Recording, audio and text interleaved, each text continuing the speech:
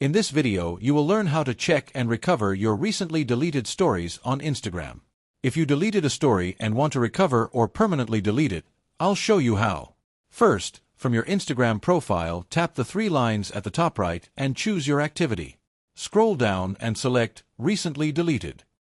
By default, it will be post-selected, so tap on Story at the upper right corner. You'll see your deleted stories and the number of days left until they are permanently deleted. Tap on a story to open it, then tap on More. Now you can choose Delete to remove it forever or Restore to bring it back. Tap on Restore. Again tap Restore and then it will ask you to verify your identity. They will send a code to your Gmail account which one is associated with your Instagram account.